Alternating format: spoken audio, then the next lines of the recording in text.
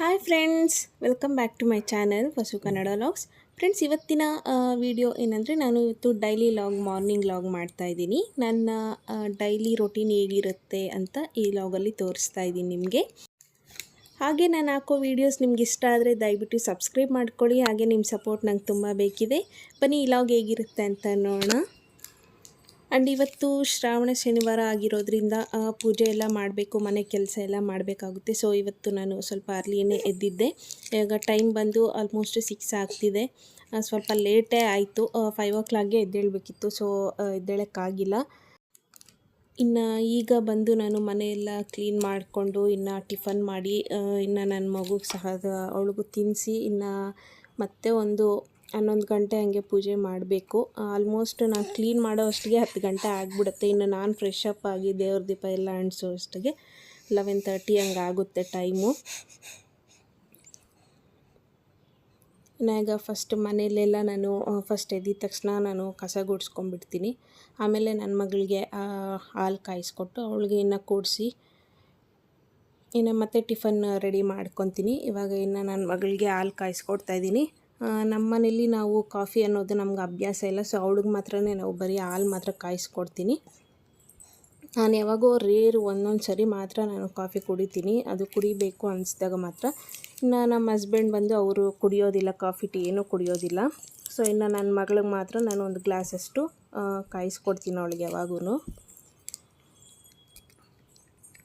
ಇನ್ನು ನಾನು ಈ ಥರ ಹಾಲಿನ ಕೆನೆ ಇರುತ್ತಲ್ವ, ಅದು ನಾನು ಫ್ರಿಜ್ಜಲ್ಲಿ ಸ್ಟೋರ್ ಮಾಡ್ಕೊತೀನಿ. ಒಂದು ಪ್ಯಾಕೆಟ್ಗಂತೂ ನಾವು ನಂದಿನಿ ಹಾಲು ತರೋದ್ರಿಂದ ಅದರಲ್ಲಿ ಫ್ಯಾಟ್ ಕಂಟೆಂಟ್ ಜಾಸ್ತಿ ಇರುತ್ತೆ. ಸೊ ನಾನು ಸ್ಟೋರ್ ಮಾಡ್ಕೊತೀನಿ.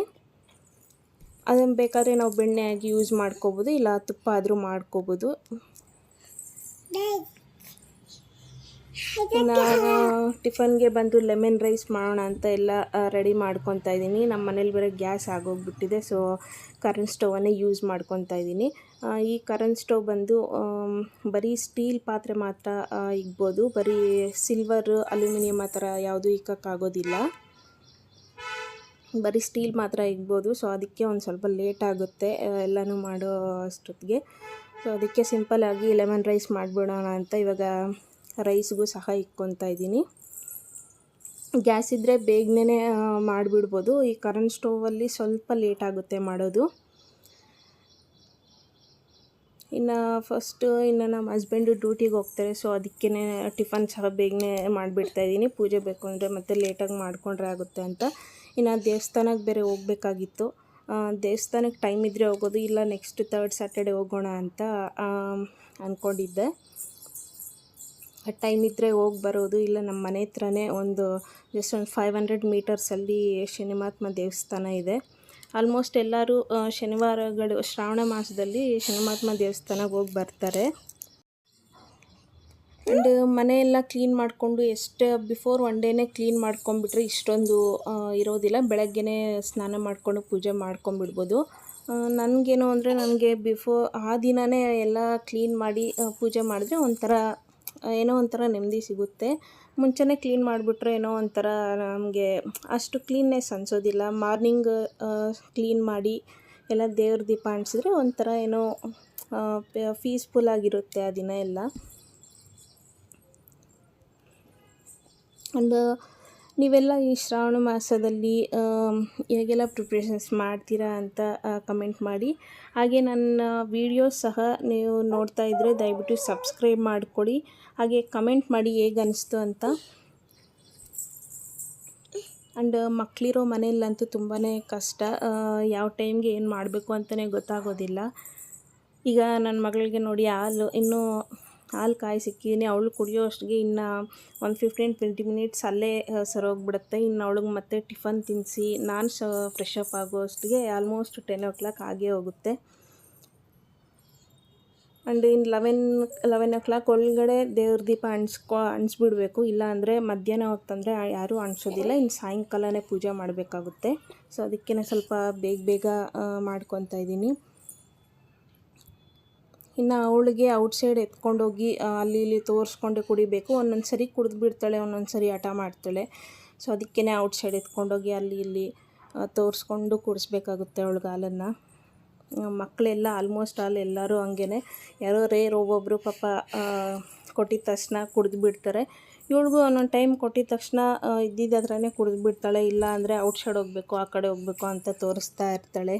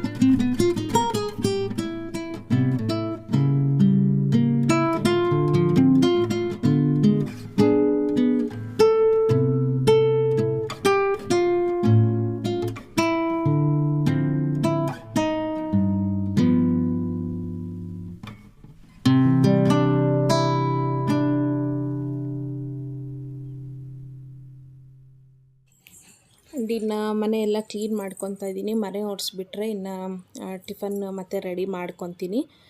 ರೈಸ್ ಆಗಿದೆ, ಇನ್ನು ಒಂದು ಸ್ವಲ್ಪ ಚಿತ್ರಾನ್ನ ಗೊಜ್ಜು ಮಾಡಿಕೊಂಡ್ರೆ ಟಿಫನ್ನು ರೆಡಿ ಆಗುತ್ತೆ.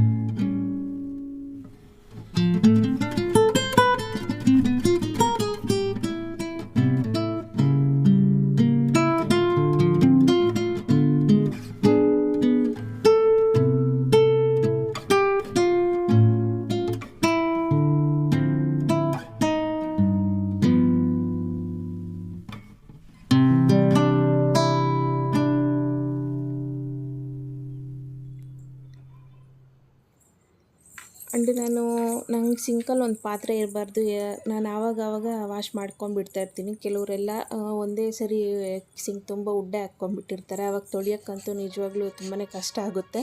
ಸೊ ಈ ಥರ ಒಂದೊಂದು ಪಾತ್ರೆ ಇದ್ದಾಗೆ ನಾವು ವಾಶ್ ಮಾಡಿಕೊಂಡು ಬೇಷನಲ್ಲಿ ಇಟ್ಕೊಂಡ್ಬಿಟ್ರೆ ನಮಗೆ ಪಾತ್ರೆ ತೊಳಿಬೇಕಲ್ಲ ಅಂತ ಅನಿಸೋದು ಇಲ್ಲ. ಜಾಸ್ತಿ ಒಂದೇ ಸರಿ ಎಲ್ಲ ಹಾಕ್ಕೊಂಡು ಒಂದೇ ಸರಿ ಈವ್ನಿಂಗ್ ತೊಳಿಬೇಕು ಅಂದರೆ ಒಂಥರ ಏನೋ ನಮಗೂ ಒಂಥರ ಮೈಂಡ್ ಸರಿ ಇರೋದಿಲ್ಲ. ಈ ಥರ ಆವಾಗವಾಗ ತೊಳ್ಕೊಂಡ್ಬಿಡ್ತೀನಿ ನಾನು. ಎಷ್ಟೇ ಕೆಲಸ ಇರಲಿ ನನ್ನ ಪಾತ್ರೆ ಮಾತ್ರ ಆ ಥರ ಸಿಂಕಲ್ಲಿ ಸ್ಟೋರ್ ಇಟ್ಕೊಳೋದಿಲ್ಲ. ಇನ್ನು ಪೂಜೆ ಸಾಮಾನು ಕೂಡ ನಾನು ಇವಾಗೆ ವಾಶ್ ಮಾಡ್ಕೊತಾ ಇದ್ದೀನಿ. ಒಂದೊಂದು ಸರಿ ನಾನು ಮುಂಚೆ ದಿನವೇ ವಾಶ್ ಮಾಡ್ಕೊತೀನಿ. ಇವತ್ತು ಶ್ರಾವಣ ಶನಿವಾರ, ನಾನು ಲಾಸ್ಟ್ ಟೈಮ್ ಪೂಜೆ ಮಾಡಿರಲಿಲ್ಲ. ಸೊ ಇವಾಗ ಸೆಕೆಂಡ್ ಸ್ಯಾಟರ್ಡೆ ಮಾಡ್ತಾಯಿದ್ದೀನಿ ಪೂಜೆ, ಅದಕ್ಕೆ ನಾನು ಬೆಳಗ್ಗೆನೇ ಎಲ್ಲ ವಾಶ್ ಮಾಡಿಕೊಂಡು ಕ್ಲೀನ್ ಮಾಡ್ಕೊತಾ ಇದ್ದೀನಿ. ಆ್ಯಂಡ್ ಥರ್ಡ್ ಸ್ಯಾಟರ್ಡೇ ಫೆಸ್ಟಿವಲ್ ಮಾಡೋಣ ಅಂತ. ನೀವೆಲ್ಲ ಯಾವ ವೀಕಲ್ಲಿ ಫೆಸ್ಟಿವಲ್ ಮಾಡ್ತೀರಾ, ಅದು ಹೇಗೆ ಮಾಡ್ತೀರಾ ಅಂತ ನನಗೆ ಕಮೆಂಟ್ ಮಾಡಿ. ನಮ್ಮ ಸೈಡ್ ಹೇಗೆ ಮಾಡ್ತೀವಿ ಅಂತ ನೆಕ್ಸ್ಟ್ ಸ್ಯಾಟರ್ಡೇ ನಾನು ಲಾಗ್ ಮಾಡಿ ನಿಮಗೆ ತಿಳಿಸ್ತೀನಿ, ಯಾವ ಥರ ಸೆಲೆಬ್ರೇಟ್ ಮಾಡ್ತೀವಿ ಫೆಸ್ಟಿವಲ್ ಅಂತ. ಆ್ಯಂಡ್ ಮೇಯ್ನಾಗಿ ಹಿತ್ತಲೆ ಪಾತ್ರೆ ಎಲ್ಲ ನಾವು ಸ್ವಲ್ಪ ಹುಣಸೆಹಣ್ಣು ಹಾಕಿ, ಎಲ್ಲ ಹಳ್ಳಿ ಸೈಡ್ ಆದರೆ ಹುಣಸೆಹಣ್ಣು ಹಾಕಿ ರಂಗೋಲಿ ಉಲ್ಟಲ್ಲಿ ವಾಶ್ ಮಾಡ್ತಾರೆ. ನಾನೇನಿಲ್ಲ, ನಾರ್ಮಲಾಗಿ ನಾನು ವಿಮ್ ಜೆಲ್ ಸೋಪಲ್ಲೇ ನಾನು ವಾಶ್ ಮಾಡಿಬಿಡ್ತೀನಿ, ಕ್ಲೀನಾಗಿ ವಾಶ್ ಆಗಿಬಿಡುತ್ತೆ. ಕೆಲವರೆಲ್ಲ ಸ್ವಲ್ಪ ಕಷ್ಟ ಅಂತಾರೆ, ಸ್ವಲ್ಪ ಪ್ರೆಷರ್ ಹಾಕಿ ನಾವು ವಾಶ್ ಮಾಡಿದ್ರೆ ಚೆನ್ನಾಗಿ ಕ್ಲೀನ್ ಆಗಿಬಿಡುತ್ತೆ. ನಾನಿಲ್ಲಿ ಏನು ಹುಣಸೆಹಣ್ಣಾಗಲಿ ಏನೂ ಉಪಯೋಗಿಸಲ್ಲ, ಬರೀ ನಾರ್ಮಲ್ ನಾವು ಡಿಶ್ ವಾಶನ್ನೇ ನಾನು ಯೂಸ್ ಮಾಡ್ತೀನಿ. ಇಲ್ಲಿ ವಿಮ್ ಜೆಲ್ಲನ್ನು ಕ್ಲೀನಾಗಿ ವಾಶ್ ಆಗಿಬಿಡುತ್ತೆ. ಸ್ವಲ್ಪ ಅಂದರೆ ನಾವು ಸ್ವಲ್ಪ ಪ್ರೆಷರ್ ಹಾಕಿ ವಾಶ್ ಮಾಡಬೇಕಾಗುತ್ತೆ ಅಷ್ಟೇ. ಆ್ಯಂಡು ನಾನು ಲಾಸ್ಟ್ 1 ಮಂತ್ ವಿಲೇಜಲ್ಲೇ ಇರೋದ್ರಿಂದ ಇಡ್ಲಿ ಪಾತ್ರೆ ಅಂತೂ ಸ್ವಲ್ಪ ಬ್ರೌನ್ ಕಲರೇ ಹಾಗೆ ಬಂದುಬಿಟ್ಟಿತ್ತು, ಜಾಸ್ತಿ ಗಲೀಜಾಗೋಗಿತ್ತು. ಸೊ ನಾನು ಸ್ವಲ್ಪ ಪ್ರೆಷರ್ ಹಾಕಿ ವಿಮ್ ಜೆಲ್ಲಲ್ಲೇ ವಾಶ್ ಮಾಡಿದೆ, ಕ್ಲೀನಾಗಿ ಎಲ್ಲ ಹೊರ್ಟೋಯ್ತು. ಅದಕ್ಕೆ ಹುಣ್ಸೆಹಣ್ಣು ಹಾಕಬೇಕು ಅಂತ ಏನಿಲ್ಲ, ನಾರ್ಮಲ್ ಡಿಶ್ ವಾಶಲ್ಲೇ ಚೆನ್ನಾಗಿ ಇದಾಗ್ಬಿಡುತ್ತೆ. ಜಾಸ್ತಿ ದೊಡ್ಡ ದೊಡ್ಡ ಪಾತ್ರೆ, ಕಳಶ, ಚೊಂಬು ದೊಡ್ಡ ದೊಡ್ಡದಾಗಿದ್ದರೆ ಅದಕ್ಕೆ ಸ್ವಲ್ಪ ಹುಣ್ಸೆಹಣ್ಣು ಹಾಕಿ ಕ್ಲೀನ್ ಮಾಡಬೇಕಾಗುತ್ತೆ. ಇನ್ನು ಈ ಫೋಟೋ ಬಂದು ಒಳಗಡೆ ಫುಲ್ ಅದು ವೆಂಕಟರಮಣ ಸ್ವಾಮಿ ಬಂದು ಫುಲ್ಲು ಗೋಲ್ಡಲ್ಲೇ ಇದೆ. ಅದು ಅದಕ್ಕೆ ನನಗೆ ಗೊತ್ತಿಲ್ದಿರ ನಾನು ಅದನ್ನು ಸಹ ವಾಶ್ ಮಾಡಿಬಿಟ್ಟಿದ್ದೆ. ಅದರೊಳಗಡೆ ವಾಟರೆಲ್ಲ ಸೇರಿಕೊಂಡು ಸ್ವಲ್ಪ ಡ್ಯಾಮೇಜ್ ಆಗಿದೆ. ಅದನ್ನು ಹೆಂಗೆ ಓಪನ್ ಮಾಡಬೇಕು ಅಂತಲೇ ಗೊತ್ತಾಗ್ತಾಯಿಲ್ಲ. ಆ್ಯಂಡ್ ಇನ್ನು ಇವಾಗ ಮನೆಯೆಲ್ಲ ಕ್ಲೀನ್ ಮಾಡಿ ದೇವ್ರ ಪಾತ್ರೆನೂ ವಾಶ್ ಮಾಡಿಕೊಂಡೆ. ಇನ್ನಾಗ ರೈಸ್ ಸಹ ಪ್ರಿಪೇರ್ ಆಗಿದೆ. ಗ್ಯಾಸ್ ಮೇಲೆ ಇದ್ದರೆ ನಾನು ಬೇರೆ ಐಟಮ್ ಏನಾದರೂ ಈಸಿಯಾಗಿ ಮಾಡಿಬಿಡ್ತಾಯಿದ್ದೆ. ಕರೆಂಟ್ ಸ್ಟವ್ ಆಗಿರೋದ್ರಿಂದ ಇನ್ನು ಕುಕ್ಕರೆಲ್ಲ ಇಕ್ಕೋದಕ್ಕೆ ಆಗೋದಿಲ್ಲ. ಗ್ಯಾಸವರು ಒಂದು 2 to 3 ಡೇಸ್ ಆಗುತ್ತೆ ಅಂತ ಹೇಳಿದ್ರು. ಸೊ ಅದಕ್ಕೇ ಕರೆಂಟ್ ಸ್ಟವನ್ನು ಯೂಸ್ ಮಾಡ್ಕೊತೀರಿ. ನಾವು ತಂದಿರೋದು ಅಷ್ಟೇ ಎಮರ್ಜೆನ್ಸಿಗೆ ಆಗೋಗ್ಬಿಡುತ್ತೆ ಅಂತ ನಾವು ಕರೆಂಟ್ ಸ್ಟವನ್ನು ತಗೊಂಡಿದ್ದು. ಇದು ಆಲ್ಮೋಸ್ಟ್ ತಗೊಂಡು ನಾವು 2 to 3 ಇಯರ್ಸ್ ಆಯಿತು. ಚೆನ್ನಾಗಿದೆ, ಕರೆಂಟ್ ಸ್ಟವ್ ಅಂತೂ ತುಂಬ ಚೆನ್ನಾಗಿದೆ, ಬ್ರ್ಯಾಂಡೆಡು. ಆ್ಯಂಡ್ ಈಗ ಟಿಫನ್ ಸ್ವಲ್ಪ ಪ್ರಿಪೇರ್ ಮಾಡಿ ಇನ್ನು ನನ್ನ ಮಗಳಿಗೆ ತಿನ್ನಿಸಿ, ಈಗ ಟೈಮ್ ಆಲ್ಮೋಸ್ಟ್ 8 ಗಂಟೆ ಆಗ್ತಿದೆ ಟೈಮು. ಇನ್ನು ನಮ್ಮ ಹಸ್ಬೆಂಡು ಸಹ ಏನೋ ಟಿಫನ್ ಮಾಡಿಕೊಂಡು ಡ್ಯೂಟಿಗೆ ಹೋಗ್ತಾರೆ. ಇನ್ನು ಮತ್ತೆ ನಾನು ಎಲ್ಲ ಪ್ರಿಪ್ರೇಷನ್ಸ್ ಮಾಡಿಕೊಂಡು ಇನ್ನು ದೇವ್ರ ದೀಪ ಹಚ್ಚಿ ಎಲ್ಲ ಮಾಡೋ ಅಷ್ಟಿಗೆ 11:30, ಆಲ್ಮೋಸ್ಟ್ 11:30 ಆಗುತ್ತೆ. ಇನ್ನು ನಾನು ಫ್ರೆಶ್ ಅಪ್ ಆಗಬೇಕು, ನನ್ನ ಮಗಳಿಗೆ ಸ್ನಾನ ಮಾಡಿಸ್ಬೇಕು. ಮಕ್ಕಳು ತಿನ್ನೋದು ಗೊತ್ತಲ್ವ ನಿಮಗೆ, ಒಂದು ತುತ್ತು ತಿಂದರೆ ಒಂದು 5 ಮಿನಿಟ್ಸ್ ಆ ಕಡೆ ಈ ಕಡೆ ಆಟ ಆಡಿಸ್ತಾರೆ. ಬಟ್ ನನ್ನ ಮಗಳು ಆ ಥರ ಅಲ್ಲ, ಅವಳಿಗೆ ಹಸಿವಾದರೆ ಪಾಪ ಬೇಗನೆ ತಿಂದುಬಿಡ್ತಾಳೆ. ಯಾವಾಗೋ ರೇರ್ ಒಂದೊಂದು ಟೈಮ್ ಮಾತ್ರ ಅವಳು ಹಠ ಮಾಡ್ತಾಳೆ ಅಷ್ಟೇ ಊಟ ತಿನ್ನೋದಕ್ಕೆ. ಈವನ್ ಅವಳಿಗೆ ಹುಷಾರಿಲ್ಲ ಅಂದರೂ ಸಹ ಅವಳು ಊಟ ಸಹ ಚೆನ್ನಾಗಿ ಮಾಡ್ತಾಳೆ ನನ್ನ ಮಗಳು. ಕೆಲವು ಮಕ್ಕಳಾದರೆ ಊಟ ತಿನ್ನೋದಕ್ಕೆ ಪ್ರತಿದಿನ ಟಾರ್ಚರ್ ತಹ ಕೊಡ್ತಾ ಇರ್ತಾರೆ. ಪಾಪ ನನ್ನ ಮಗಳು ಆ ಥರ ಎಲ್ಲ ಚೆನ್ನಾಗಿ ಊಟ ಮಾಡ್ತಾಳೆ, ಆ್ಯಕ್ಟಿವ್ ಆಗಿರ್ತಾಳೆ ಅವಳು. ದೇವರು ಅದೊಂದು ನನಗೆ ದೊಡ್ಡ ಗಿಫ್ಟ್ ಥರ ಕೊಟ್ಬಿಟ್ಟಿದ್ದಾರೆ ನನ್ನ ಮಗಳಲ್ಲಿ ಅನಿಸ್ತಿದೆ. ಮಕ್ಕಳು ಎಷ್ಟೇ ಹಠ ಮಾಡಿದ್ರು ಊಟ ಇಕ್ಕಿದಾಗ ಹಠ ಮಾಡಿದ್ರೆ ಚೆನ್ನಾಗಿ ತಿಂದುಬಿಟ್ರೆ ಅದೊಂಥರ ನೆಮ್ಮದಿ. ಇಲ್ಲಾಂದರೆ ಅವರು ತಿಂದೇ ಇದ್ದರೆ ಏನೋ ಒಂಥರ ಊಟ ತಿಂದಿಲ್ವೇ ಅಂತ ಅನಿಸ್ತಾ ಇರುತ್ತೆ. ನನಗೂ ಸುಮಾರು ಸರಿ ಈ ಥರ ಆಗಿದೆ. ಬಟ್ ಅವಳು ಈವನ್ ಜ್ವರ, ಕೋಲ್ಡು, ನೆಗಡಿ ಬಂದಾಗ ಚೆನ್ನಾಗಿ ಊಟ ಮಾಡ್ತಾಳೆ. ಬಟ್ ಆ ಥರ ಹಠ ಎಲ್ಲ ಮಾಡೋದಿಲ್ಲ. ಅವಳಿಗೆ ಏನಂದರೆ ಅವಳಿಗೆ ಇಷ್ಟ ಇಲ್ಲ ಅಂದರೆ ಮತ್ತೆ ತಿನ್ನೋದಿಲ್ಲ ಅವಳು. ನನ್ನ ಮಗಳಂತೂ ಚೆನ್ನಾಗಿ ನಾವು ನಾರ್ಮಲಾಗಿ ಏನೇನು ತಿಂತೀವಿ ಅವಳಿಗೂ ಅದನ್ನೇ ಇಕ್ತಾಯಿದ್ದೀವಿ. ಫಸ್ಟ್ ಆದರೆ ಅವಳಿಗಿನ್ನೂ ತೀತ್ ಬಂದಿರಲಿಲ್ಲ. ಈಗ ತೀತು ಮುಂದೆ ಒಂದು 4 ಬಂದಿದೆ, ಮೇಲೆ ಕೆಳಗಡೆ ಒಂದು 2 ಬಂದಿದೆ. ಸೊ ಅವಳೇ ಆರಾಮಾಗಿ ಕಚ್ಕೊಂಡು ಏನು ಕೊಟ್ಟರು ಅದು ಕಚ್ಕೊಂಡು ತಿಂತಾಳೆ ಅವಳೇ. ಫಸ್ಟ್ ಆದರೆ ನಾನು ರೈಸು ಸಹ ಸ್ಮೂತಾಗಿ ಸ್ಮ್ಯಾಶ್ ಮಾಡಿ ಇಕ್ತಾಯಿದ್ದೆ. ಈಗ ಏನಿಲ್ಲ, ನಾರ್ಮಲಾಗಿ ಸ್ವಲ್ಪ ಲೈಟಾಗಿ ಸ್ಮ್ಯಾಶ್ ಮಾಡಿ ಇಕ್ತಾಯಿದ್ದೀನಿ, ತಿಂದುಬಿಡ್ತಾಳೆ ಅವಳೇ. ಇನ್ನು ಮನೆಯಲ್ಲಿ ಮೊಸರು, ಹಾಲು ಎಲ್ಲ ಖಾಲಿಯಾಗಿತ್ತು. ಹಾಗೆ ಜೆಪ್ಟೋಲಿ ಬುಕ್ ಮಾಡೋಣ ಅಂತ, ಇನ್ನು ಕೆಳಗಡೆ ಹೋಗಿ ತೊಗೊಂಬರೋಕ್ಕೆ ಆಗೋದಿಲ್ಲ ಅಂತ ಜೆಪ್ಟೋಲಿ ಬುಕ್ ಮಾಡ್ಕೊಂಬಿಟ್ಟೆ. ಇನ್ನು ಪೂಜೆಗೆ ಹೂವು ಸಹ ಬೇಕಾಗಿತ್ತು. ಹಾಗೆ ಇದಕ್ಕೆ ನಾವು ಇಲ್ಲಿ ಬರೀ ಒಂದು 200 ರುಪೀಸ್ಗೆ ಮಾಡಿದ್ದಕ್ಕೆ ಅದು ಪ್ರೈಸ್ ಬಂದು ಅದ್ರ ಮೇಲೆ ಲೈಟಿಂಗ್ಸು 2000 ಇತ್ತು. ನಿಮ್ಗೆ ತೋರಿಸ್ತೀನಿ ಲೈಟಿಂಗ್ಸ್ ಹೇಗಿದೆ ಅಂತ. ಅದು ಬರೀ 1 ರೂಪಿಗೇ ಬಂದಿತ್ತು ನಮಗೆ. ಬಟ್ ಅಷ್ಟು ಕಾಸ್ಟ್ ಇರೋದು ನಿಜವಾಗ್ಲೂ ಆ ಲೈಟ್ಸ್ ನೋಡಿದ್ರೆ 2000 ಅಂತ ಯಾರೂ ಹೇಳೋದಿಲ್ಲ. ನೋಡಿ, ಈ ಥರ ರೈಸ್ ಲೈಟ್ಸ್ ಅಂತಾರೆ, ಈ ಥರ ಬಂದಿದೆ. ಕಿಚನಲ್ಲೆಲ್ಲ ಹಾಕ್ಕೋಬೋದು, ಚೆನ್ನಾಗಿರುತ್ತೆ. ಇದು ಕಾಸ್ಟ್ ಬಂದು ಅದ್ರ ಮೇಲೆ 2000 ಅಂತ ಇದೆ. ಅದೇನೋ ರಿಯಲೋ ಫೇಕೋ ನನಗೂ ಗೊತ್ತಿಲ್ಲ. ಬಟ್ ಬಾಕ್ಸ್ ಮಾತ್ರ ಅದ್ರ ಮೇಲೆ ಮಾತ್ರ ಪ್ರೈಸ್ ಇತ್ತು, 2000 ಅಂತ ಇತ್ತು. 1999 ಇತ್ತು, ಆಲ್ಮೋಸ್ಟ್ 2000 ಅಲ್ವಾ. ಇಷ್ಟು ಲೈಟ್ಸ್ ಬಂದು ಇಷ್ಟು ಚಿಕ್ಕದಾಗಿ ರೈಸ್ ಲೈಟ್ಸ್ ಅಂತಾರೆ ಇದನ್ನು, ಆ ಥರ ಇದೆ. ಇದು ಬಂದು 2000 ಅಂತಾರೆ, ನಂಬಕ್ಕೆ ಆಗ್ತಿಲ್ಲ. ಇನ್ನು ನಮ್ಮ ಹಸ್ಬೆಂಡು ಎಲ್ಲ ತಿಂದು ಹೋದರು. ಇನ್ನು ನಾನು ಫ್ರೆಶ್ ಅಪ್ ಆಗಿ ಎಲ್ಲ ರಂಗೋಲಿ ಎಲ್ಲ ಬಿಡಿಸಿ ಇನ್ನು ಹೊಸಲಿಗೆಲ್ಲ ಪೂಜೆ ಮಾಡಿ ಇನ್ನು ಪೂಜೆಗೆಲ್ಲ ರೆಡಿ ಮಾಡ್ಕೊಂಡಿದ್ದೀನಿ. ಇನ್ನು ನನ್ನ ಮಗಳು ಟಿಫನ್ ಎಲ್ಲ ಮಾಡಿಸಿ ಅವಳು ಫ್ರೆಶ್ ಅಪ್ ಆಗಿದ್ದಾಳೆ. ಇನ್ನು ನಮ್ಮ ಹಸ್ಬೆಂಡ್ ಇನ್ನು ಡ್ಯೂಟಿ ಈ ಸೈಡು ಏನಾದರೂ ಇದ್ದರೆ ಬರ್ತಾರೆ, ದೇವಸ್ಥಾನಕ್ಕೆ ಹೋಗಬೇಕು. ಇಲ್ಲ ಅಂದರೆ 3rd ವೀಕ್ ಹೋಗೋಣ ಅಂತ ಅಂದ್ಕೊಂಡಿದ್ದೀನಿ. ಇನ್ನು ಪೂಜೆ ಎಲ್ಲ ಈಗ ಪ್ರಿಪ್ರೇಷನ್ ಮಾಡ್ಕೊಂಡಿದ್ದೀನಿ. ಇನ್ನು ದೇವ್ರ ದೀಪ ಹಂಚ್ಬೇಕು. ಈಗ ಪೂಜೆ ಎಲ್ಲ ಮುಗಿಸಿ ಇನ್ನು ಟಿಫನ್ ತಿಂದಿಲ್ಲ. ಈಗ ಟಿಫನ್ ತಿನ್ನಬೇಕು ನಾನು. ಆಲ್ಮೋಸ್ಟ್ ಇವಾಗ ನಾನು ಹೇಳ್ದಂಗೆ ಇವಾಗ ಆಲ್ಮೋಸ್ಟ್ 11:20 ಆಗ್ತಾಯಿದೆ ಟೈಮು. ಇನ್ನು ನಾನು ಊಟ ತಿಂದಿಲ್ಲ. ಅಪ್ಪ ಚಾಮಿ ಮುಕ್ಕೋ ನಡಿ, ಅಲ್ಲಿ ಚಾಮಿ ಚಾಮಿ ಮುಕ್ಕೋ ಚಾಮಿ ಮುಕ್ಕೋ ಚಾಮಿ ಮುಕ್ಕೋ ನೋಡಲ್ಲಿ ಚಾಮಿ ಮುಕ್ಕೊಂತೀಯಾ? ನಡಿ ಚಾಮಿ ಮುಕ್ಕೋ ನಡಿ. ಮುಕ್ಕೋ ಚಾಮಿ ಮುಕ್ಕೋ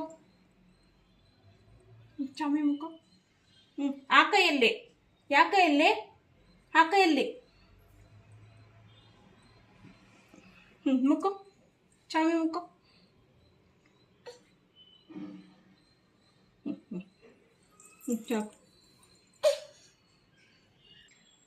ಓಕೆ ಫ್ರೆಂಡ್ಸ್, ಈ ವಿಡಿಯೋ ಇಲ್ಲಿಗೆ ಎಂಡ್ ಮಾಡ್ತಾ ಇದ್ದೀನಿ. ನಿಮಗೆ ಏನಾದರೂ ಇಷ್ಟ ಆಗಿದ್ದರೆ ಕಮೆಂಟ್ ಮಾಡಿ, ಹಾಗೆ ಲೈಕ್ ಮಾಡಿ, ಶೇರ್ ಮಾಡಿ. ಈ ವಿಡಿಯೋ ಇಲ್ಲಿಗೆ ಎಂಡ್ ಮಾಡ್ತಾ ಇದ್ದೀನಿ. ನೆಕ್ಸ್ಟ್ ವ್ಲಾಗಲ್ಲಿ ಸಿಗ್ತೀನಿ.